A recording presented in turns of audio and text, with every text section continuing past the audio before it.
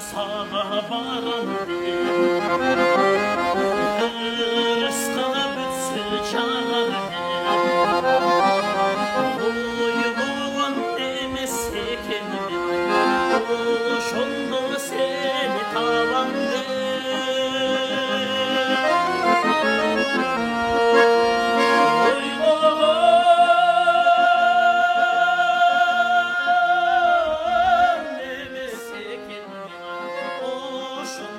seni tavan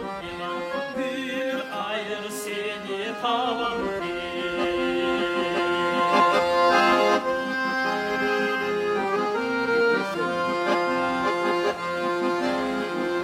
yüzümde tolgun geçince büyük gün kayta gitti gül kokşu şerkim bu şerkim